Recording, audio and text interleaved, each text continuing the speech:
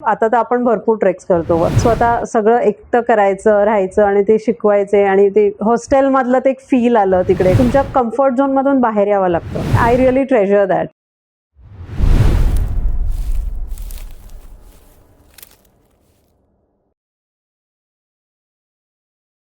हाय guys, आज माझ्या पॉडकास्टमध्ये परत अर्चना आली आहे. As you know, she is a Spanish language translator as well as she has done basic and advanced courses in NIM and mountaineering. आणि त्याचसोबत तुम्हाला माहीत नसेल कदाचित, बट ती ऑर्गनायझिंग सेक्रेटरी होती YCI मुंबई युनिटची. सो आज आपण तिच्याबरोबर गप्पा मारणार आहोत रिगार्डिंग ट्रेकिंग. तर ट्रेकिंगवरती जे अनुभव येतात, आम्ही जे एक्सपिरियन्सेस घेतो, तर त्याबद्दल आम्ही गप्पा मारणार आहोत. सो हाय अर्चना. हॅलो, काय म्हणतात सगळे? सो हा प्रवास कसा सुरू झाला, म्हणजे कधी, आणि like how did you divert towards this field of trekking? माझं म्हणजे असं आधी माझं फर्स्ट इंट्रोडक्शन टू ट्रेकिंग किंवा गड किल्ले हे मी जेव्हा 6वीत होती तेव्हा झालं. कारण माझ्या 2 बहिणी, आत्ते बहिणी, पौर्णिमा आणि भावना, म्हणजे त्यांना मी पंपी दिदी आणि भावना दिदी असं म्हणते, त्या दोघी पिनॅकल क्लब म्हणून मुंबईमध्ये एक क्लब होता, अजूनही असेल, त्याचे मेंबर्स होत्या. तर त्या क्लबमुळे त्या ट्रेकिंगला आणि जायच्या. आणि रायगडला त्यांचा एक असा एक उपक्रम, एक इव्हेंट असायचा, जो 1000 फूट टकमक टोकावरून रॅपलिंग हा त्यांचा ॲन्युअल इव्हेंट असायचा. तर त्या पहिल्यांदा गेलेल्या आणि मग त्यांनी आम्हाला इंट्रोड्यूस करवलं त्या ह्याच्यासाठी. तर तेव्हा मी पहिल्यांदा 6वीत माझा पहिला गड किल्ला म्हणजे रायगड. आणि तेव्हा मी 6वीत असताना मी गेली 1000 फूट रॅपलिंग करायला. कधीच काय केलं नव्हतं, पण पहिल्यांदा म्हटलं ट्राय करूया. तर पहिल्यांदा असं झालं की ते जे 1000 फूट रॅपलिंग आहे त्याच्यामध्ये 325 नंतर एक असा कट्टासारखा येतो, म्हणजे लेज येते, आणि तिकडे रोप्स चेंज होतात. आणि मग दुसरे 675 फूट दुसरं पॅच येतो करायचा रॅपलिंग. तर मी पहिला हे केला, म्हणजे खूपच असं भीती वाटत होती, कारण पहिल्यांदा असं काहीतरी करत होते आणि 6वीतच होती मी. तर म्हणजे त्या टकमक टोकावर एजवर उभं राहून जेव्हा खालती यायचं, ते त्यांनी आम्हाला शिकवलेलं. म्हणजे हत्ती तलाव जो आहे रायगडावर, त्याच्यावर आम्हाला ट्रेनिंग द्यायचे आणि मग मेन टकमक टोकावर जाऊन रॅपलिंग करायचं. तर ते केलं आणि 325 केलं. आणि मग तिथे थांबावं लागतं, कारण एक माणूस 675 उतरतो, मग तो रोप वर दुसरा माणूस जातो, तुमच्या टर्नसाठी तुम्हाला थांबावं लागतं. आणि तिथे एकदम छान हवा चालू होती, मला आठवतं अजूनही. आणि मी झोपून गेली, म्हणजे हो, लहान होती, थकलेली तेवढं करून, मग झोपून गेली. आणि मग जेव्हा जाग अशी आली तेव्हा ऑलरेडी म्हणजे असं थोडी संध्याकाळ झालेली. आणि मला आता अजूनही मला ते कोडं आहे की मला ते तेवढंच करवणार होतं, कारण मी 6वीत होती. का मी झोपली आणि माझा टर्न मिस झाला, मग ते मला अजूनही माहीत नाही. कारण तोपर्यंत संध्याकाळ झाली, तर त्या दिवसाचं हे संपलेलं. म्हणजे कारण ते परत तिकडनं खालती ट्रेक करून उतरून मग परत रायगड चढावा लागतो. अच्छा. कारण 1000 फूट तुम्ही खालती उतरतायत ना रॅपलिंग करून, मग ते पूर्ण वरती, कारण तो 2 दिवसाचा असा प्रोग्राम असायचा. तर ते माझं पहिल्यांदा माझं ॲडव्हेंचरशी इंट्रोडक्शन होतं. मग तिथपासून तुझा ट्रेकिंगचा प्रवास सुरू झालाय? And then since then you are regularly trekking? हां, म्हणजे त्यानंतर मी पुढच्या वर्षी, कारण माझा अर्धवट राहिलेला 1000 फूट, त्याच्या पुढच्या वर्षी मी परत गेली, तेव्हा 1000 फूट केलं पूर्ण.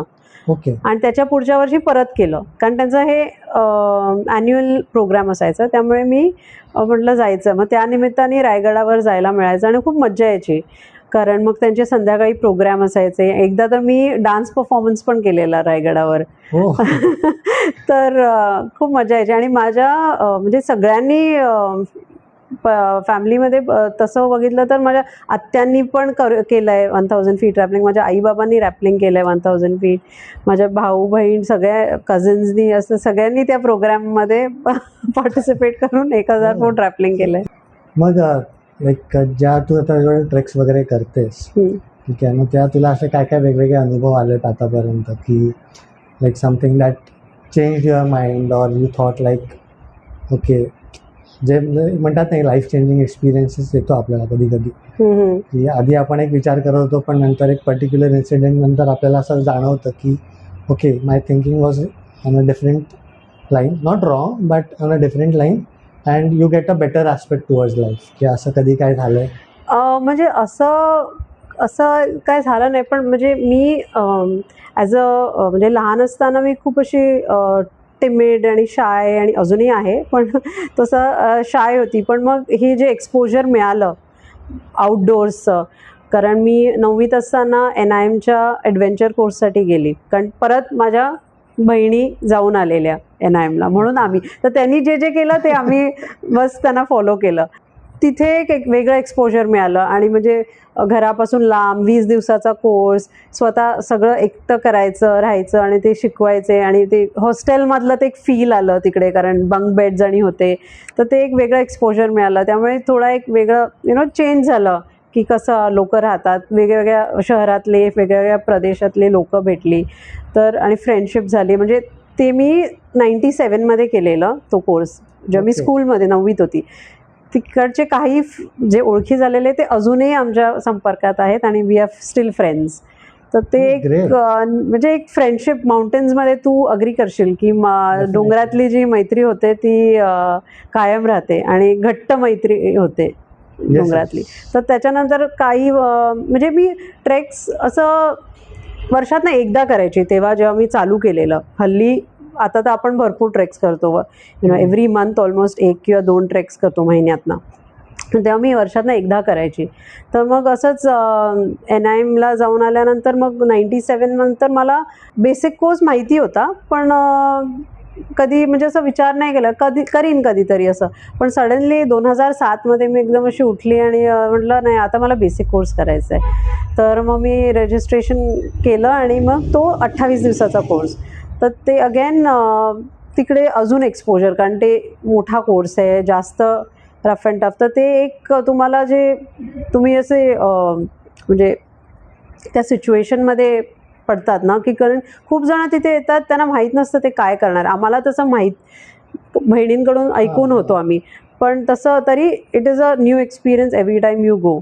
तर ते जे रफ अँड टफ आणि जे हे असतं ना, कारण तिथे तुम्हाला तुमच्या कम्फर्ट झोनमधून बाहेर यावं लागतं. तर ते एक आउटडोअर्स आपल्याला शिकवतं, कारण वी ॲडजस्ट टू एव्हरीथिंग. तर तो एक, जसं तू म्हणत होता की अनुभव ट्रेकिंगमुळे आणि आउटडोअर्समुळे येतो, की तुम्ही तुमच्या कम्फर्ट झोनमधून बाहेर येतात आणि सगळ्याला ॲडजस्ट व्हायला होतात.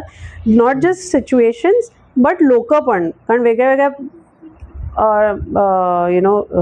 वेगळ्या टाईपची लोकं असतात, तर त्यांच्याबरोबर अडॅप्ट होणं, ते सगळं शिकवलं होतं. आणि त्यामध्ये तुम्ही सिमिलर हे सिच्युएशनमध्ये असतात, तर तेव्हा मग ओळखी होतात, मग मैत्री होते आणि मग ती घट्ट मैत्री होते. तर ते एक आउटडोअर्सनी आणि ट्रेकिंगनी मला दिलं आहे आणि शिकवलं आहे. ॲक्च्युली खूप चांगला आणि मोठा ठेवा आहे. हो. And I know, as far as I know, actually you have a lot of contacts across the globe. ते वेगळ्या कारणामुळे ट्रेकिंगमुळे तर म्हणजे जसं मी म्हटलं, मी शाळेत होती, माझे खूप कमी, शाळेत असताना खूप कमी फ्रेंड्स होते. पण त्याच्यानंतर माझे ज्युनियर कॉलेजनंतर मग हे जे एक्सपोजर मिळत गेलं, ते माझे भरपूर फ्रेंड्स आहेत. आणि ट्रेकिंगमधले माझे जास्त जे फ्रेंड्स आहेत ते जास्त ट्रेकिंगमुळे ओळख झालेले फ्रेंड्स आहेत, आणि म्हणजे एकदम good friends. And I really treasure that, and I treasure my friendship with them. So like you always stay in contact with them? Yes, and आम्हाला खूप आवडतं to stay in touch with people. म्हणजे बरेच दिवस जर आमचं संपर्क नसेल तर मग एक WhatsApp message, it doesn't take anything, right, just to ask. तर विचारपूस काय चालू आहे, तर होऊन जातं.